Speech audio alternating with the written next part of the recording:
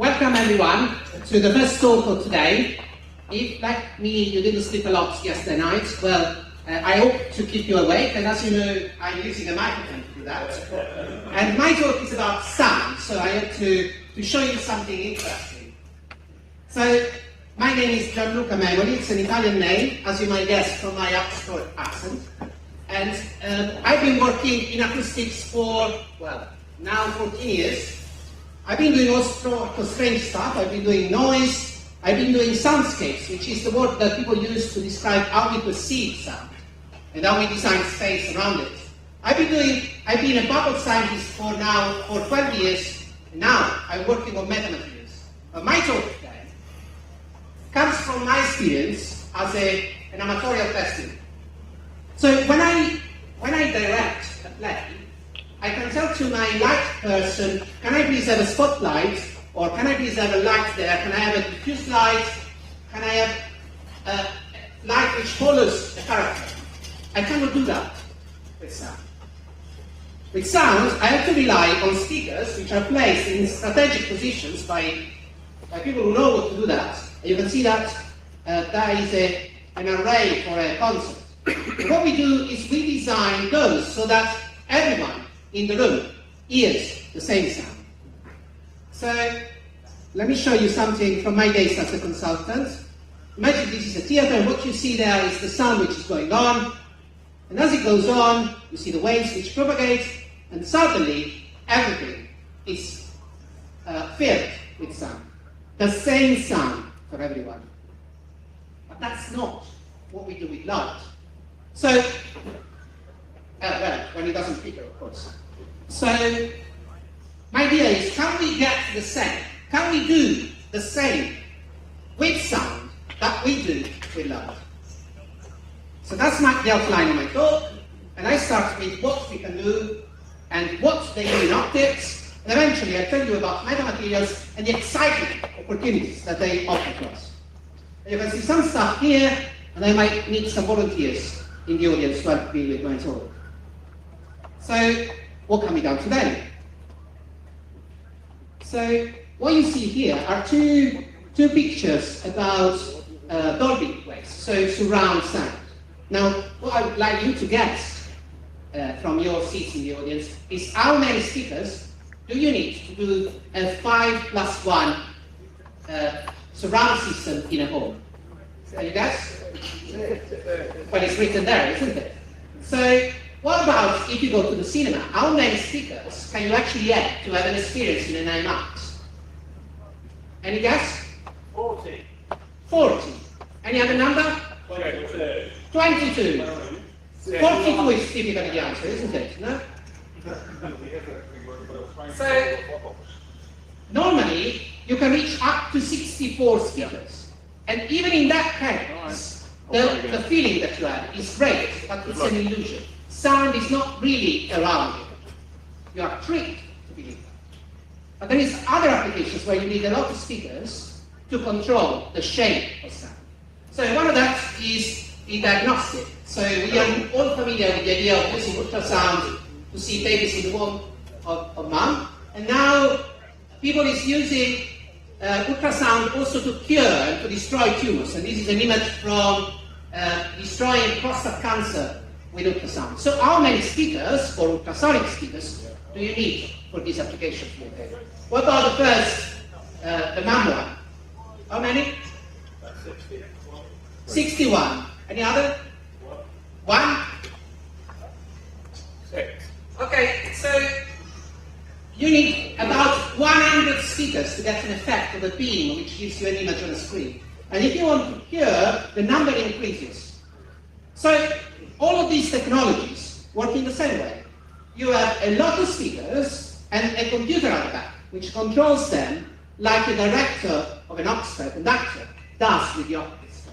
So the conductor tells them, you play, no, it's your time to play, no, it's your time to play, no, it's your time to play. Each of them is tuned to a note, and in this way, they create a shape. What I just described is called digital signal processing. And, well, the simple way of saying that, but you also see that in front of that flow, there is something which is labeled an acoustic lens. So there might be then a way to improve the performance of these devices. But my goal today is to demonstrate to you that maybe in a short future, all these devices will be obsolete. And we can do sound control in our garage. So to do that, I use a case study, which is levitation. So acoustic levitation has been around for a while. You cannot levitate men, unfortunately, because you would need the power supply that's of a big coal plant. But you can levitate polystyrene beads. And so what I'm doing here is I'm getting some polystyrene beads, which of course, since I'm live, they're not getting on the object here, on the scoop. So what I do is I take my polystyrene beads, I put them here, and what I have here is a wave which is trapped between two sets of speaker, ultrasonic speaker, and that's why you don't hear them. And we made a bit of housekeeping for that. And I know that the people who are cleaning this room will like me after that. But eventually, when it works, something levitates. So let me show you the video. And then you can come and try. I had someone try that earlier to check that it was working. Well, you can try it later. So what you can do with this is actually controlling the timing of the speakers. You can move objects in midair. And so you can make paths, you can make figures, you can make shapes. You can transmit information. And then you can load two of them together and move them around. So this work was done at the University of Bristol from my former supervisor. You can see it's quite cool, isn't it? But what you really want is not that. What you really want is this. What you want is to control in remote with sound something far away. What you want is the possibility of dragging something from you or sending it away. So the first step in that direction comes here, where you have levitation on only one side. I don't have this demo. What you see is that you create basically a shape. So you create a shape, a cup, which takes the particle and keeps it afloat. So the problem with these technologies, so before we can actually use them, is that the cost ramps up very quickly. So transducers are very easy. Speakers are very easy to control, but you need a lot of them if you want to have a control, a spatial control to the seat of this audience, for instance. And then there is a physics limit, because speakers are big. They need to be big because sound has a wavelength which is quite big. And so if they are not big, then they don't respond to buses. So there is a technology limit in making speakers, and the same applies to ultrasonic speakers. But in optics, they don't do that. What they do, since the time of Archimedes, is they use lenses. And what we do for those lights is we use reflectors, which change the shape of the light. We use lenses we put objects in the middle between the source, so the light, and myself, to change what happens to the light. So why can't we do that with sound? So these devices have been around for a lot of time for light, so much that actually if you take a £5 note, you'll find an hologram in it, or the Big Ben. So we normally use these things in our everyday life. Why can't we use them for sound? And if we can use them for sound, let me show you what you can do now without going that direction, but the other direction, this way. So that is the example of a lighthouse, and what they do is they use what is called a Fresnel lens to send light away, long distances. And what you see down there is a design, so it's measurements that I recently did with my special lenses for sound that project the sound of a speaker from here to the tent down there in workshop 1, I believe. All of this is done with metamaterials. So what is a metamaterial? Well, metamaterials are devices which are engineered to have a special property. Well, saying that, I said nothing, because with these words, I can describe everything. I can describe a guitar, I can describe a shredder diffuser, which is the one that you see on top and that is used of concert halls. I can describe a sponge.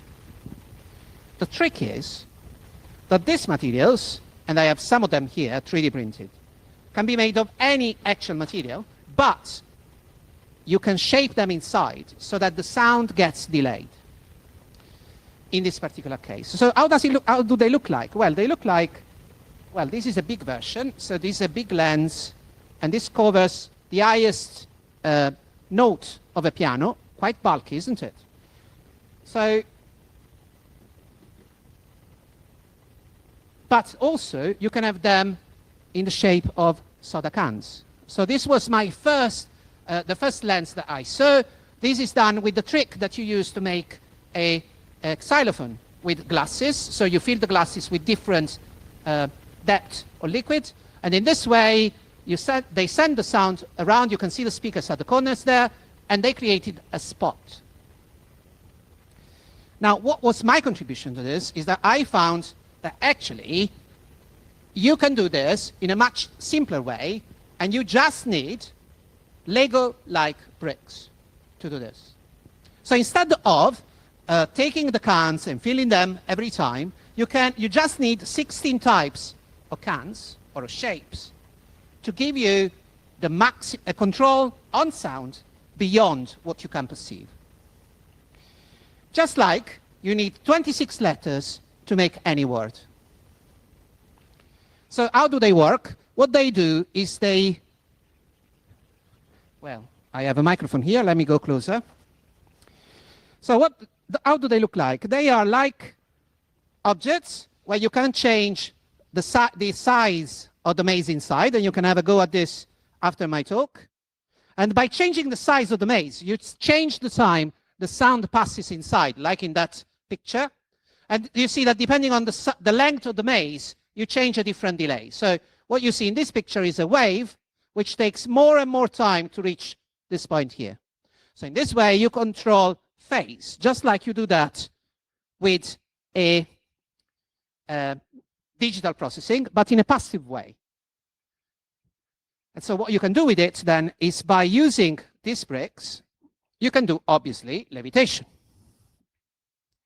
So what that one is, oh no, I went too quick. So let me try this one first. So these are the bricks, and you can hear the go-jetters on the background, probably. That's my son who is keeping himself occupied while I talk to you. And we use 16 of those bricks. And by putting them together, and you can see that I'm doing that very quick in this movie. It doesn't take it's not so quick in real life. What you can do is you can make patterns. And so with these patterns, 2 of them, I can put them together and I can make them to levitate, which is what I needed. So with a speaker, a general speaker, and 2 objects that I 3D printed, I can do levitation. And if I can do levitation, I can do much more, because I can do a lot. Levitation is a way for me to show you that I have control. It's a way for me to show you that I have the power. But in reality, levitation is something that might be, well, it managed to bring me on TV, on ITV, to levitate food, but not, maybe it's far from real application, unless we can control it so well that we can use this type of control into the body, for instance, to deliver medicines. But since this is a ICT-friendly community, let me tell you that you can do more. Just like, suppose you don't have space to have, or you don't want to print 16 types of bricks, what you can do is you can use techniques to use less of them. And these are very similar to the one you use in compressing images, in doing a JPEG, for instance. And in this way, I'm using less of them, 11, if I remember correctly, in this one. And still, I can get levitation. And if I can go further, I can then levitate with just 8 bricks. Which means that if you can be clever, then given a space and some requirements on the sound that you want to control, then you can transform one of these, which is bulky, into one of those. And they have the same effect on a normal speaker. Now, what's the problem? The problem is that the advantage or the problem is that at the moment, the limit is how small you can make this with 3D printing. And the problem is that the other bit is, at the moment, compared to a lot of speakers controlled electronically by processing, is that this solution is static, while the others are dynamic. But we learned from optics that turning lenses into something dynamic is not too difficult. You can use that for headsets in 3D displays. So let me go to applications, because I can see that probably you're already wondering, what are we doing here? Why are we wasting my time here at 10 o'clock? So this was Iron Man. And so as a scientist, I feel that I always try to catch up with Hollywood. And that is one of my challenges at the moment. And what you see here is that the soon-to-become Iron Man is trying to find vibranium in a map. But there is something in this which is implicit. So it's not just an hologram there, which it can pass through. It's not just telling the computer, please spin. It can do more than that. It can actually, and this is even clearer later in the movie, you can actually touch the stuff. So he is doing what's technically, so did you see that? He spinned it just by touching. So he knows where to put his hand. So what's up there? So this is called technically mid-air optics. Can we do that already? Yes, we can, with speaker arrays. So this is a company in Bristol which sells devices which transform and gives you shapes in mid-air made of sound. So how does it work? You have a lot of speakers, and if they send the sound at the same time, on your hand you feel nothing. But if you time that with different delays, then this eventually creates a spot on your hand, and you feel something. And if you create many spots at the same time, then you can create shapes. And so then, in this case, you can then create the outside of a sphere. So can I do that with metamaterials? Yes, I can, and I can do much more. Because with metamaterials, I can create shapes which are more complex, all at one time. So we have a demo here. I have a demo here where you will be able to touch sound if you come a bit later. But what I want to show you, and that's the demo we will do now, is this. So this is, again, Catching with Hollywood. This is Minority Report 2002. And now if we had the audio, we could be hearing that Tom Cruise is passing around, straightening, recognize, and see at birth. You could use a Guinness right about now.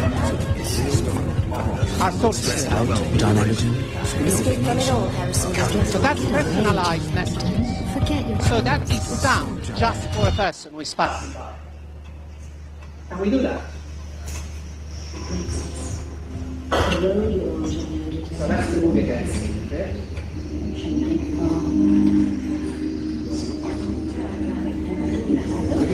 You can move the old.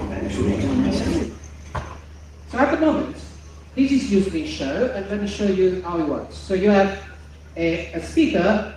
So this is one made by us at Sussex, so in-house. And let me show you how it works. Let me use some of the speakers.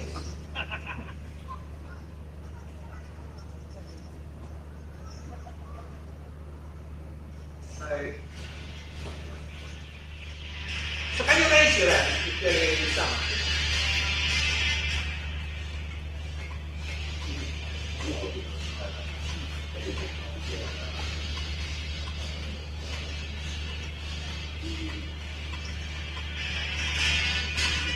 So this is something which is already out there. Now let me show you what you can do with metamaterials.